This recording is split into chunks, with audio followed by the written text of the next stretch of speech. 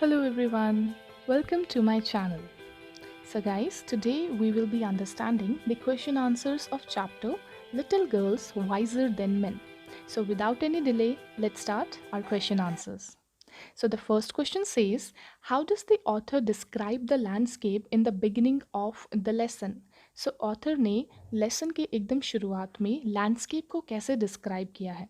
So the answer is the author describes that the snow still lay in the yards and water runs in streams down the village street. So author ने describe किया है कि जो snow है वो अभी भी yard में मतलब आगे जो आंगन है वहाँ पे अभी भी थोड़ी थोड़ी snow है और street में जो water है वो बह रहा है. Two little girls meet in a lane between two homesteads where the dirty water after running through the farmyards has formed a large puddle. और जो दो लिटिल गर्ल्स हैं वो एक लेन में मतलब एक गली में जो कि दो होम स्टेड्स के बीच में ऐसे घर जिनके आसपास फार्म्स हैं वहाँ पे वो मिलती हैं उस गली में और उस गली में जो पानी बहता हुआ आ रहा है वो डर्टी वाटर जो है वो एक लार्ज पडल जो है वो बना देता है पानी का एकदम से खड्डा सा वहाँ पे भर जाता है. So this was the landscape described by the author. Now the next question says describe both the girls as depicted in the story. So आपको डिस्क्राइब करना है दोनों ही गर्ल्स को जैसा कि उनको स्टोरी में दिखाया गया है. So the answer is the girls depicted in the story are Malasha and Akulya. जो गर्ल्स इस स्टोरी में हैं उनका नाम है मलाशा और दूसरी का नाम है Akulya. So one girl was small the other a little bigger. एक गर्ल थोड़ी सी स्मॉल है और दूसरी वाली थोड़ी सी बड़ी है. They both were dressed in new frocks. दोनों को ही न्यू फ्रॉक्स में ड्रेस किया गया है. The little one wore a blue frock and the bigger one wore a yellow one. जो छोटी वाली गर्ल है उसने एक ब्लू कलर की फ्रॉक पहनी है और जो बड़ी वाली गर्ल है उसने एक येलो कलर की फ्रॉक पहनी है. Both had red handkerchiefs on their heads. दोनों ने ही रेड कलर का हैंकी अपने सिर पे बांधा हुआ है. They quarrelled with each other but soon they started playing again. पहले तो वो एक दूसरे के साथ थोड़ा सा झगड़ रही थी बट बाद में उन्होंने एक साथ खेलना स्टार्ट कर दिया. सो this was the second answer. Now the next question says You naughty dirty girl, what have you been doing? Who is the girl here and why is she referred to in this way by the speaker? ये जो sentence है you naughty dirty girl इसमें किस girl की बात हो रही है और उसको ऐसा क्यों बोला गया है? जो नॉटी डर्टी गर्ल है यहाँ पे वो है अकुल्या and she is referred to in this way because her frocks was splashed and so were her eyes and nose. और उसे नॉटी डर्टी गर्ल इसलिए बोला गया है क्योंकि उसकी फ्रॉक पे पूरे पानी और मिट्टी के मतलब कीचड़ के धब्बे पड़ गए थे और उसकी आइज़ और नोज़ पे भी यही सेम मार्क्स पड़ गए थे.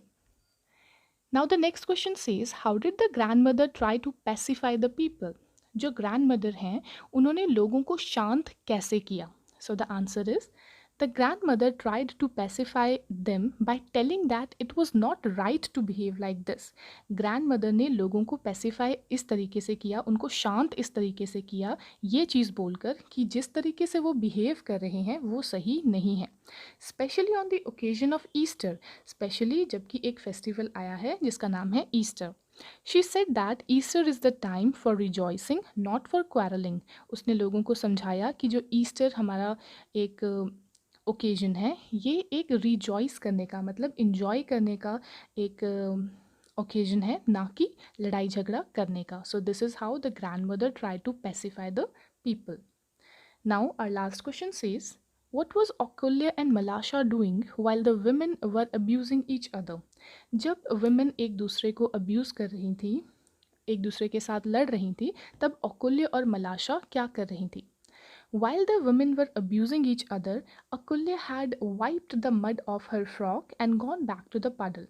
जब ये women आपस में लड़ रही थी एक दूसरे को abuse कर रही थी तब अकुल्य ने अपने फ्रॉक पर से जो मिट्टी थी उसको वाइप किया उसको साफ़ किया और वो दोबारा से उस पडल में उस पानी और मिट्टी के जो कीचड़ था उसमें वो दोबारा से चली गई।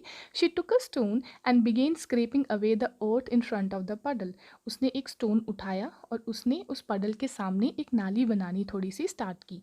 To make a channel through which the water could run out into the street, जिससे कि एक चैनल बन जाए, जिससे कि एक ऐसी नाली बन जाए कि वाटर उस कीचड़ के गड्ढे में से बाहर निकल सके और स्ट्रीट में जा सके।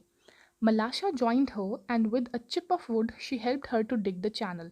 मलाशा ने अकोल्य को ज्वाइन कर लिया और वो भी एक लकड़ी की छोटी सी लकड़ी की चिप थी, उसकी मदद लेकर उसने उस चैनल पे एक नाली बनानी स्टार्ट कर दी।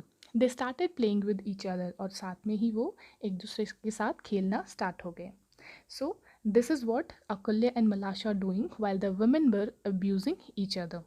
Okay, so guys, these were the question answers of chapter Little Girls Wiser Than Men. Now let's do the reference to context. The reference to context says two little girls from different houses happened to meet. दो छोटी छोटी girls जो अलग अलग houses से belong करती थी वो वहाँ पे मिली। Where did the two little girls meet, वो दोनों गर्ल्स कहाँ पे मिली थी? The two little girls met in a lane between two homesteads, वो एक ऐसी गली में मिली थी जो कि दो होमस्टेड्स के बीच में थी। Okay, next question says which place did they visit before meeting each other, एक दूसरे को मिलने से पहले वो कहाँ पे गई थी? They had visited the church, वो दोनों पहले चर्च में गई थी। Next question says why did they go there, वो वहाँ पर क्यों गई थी?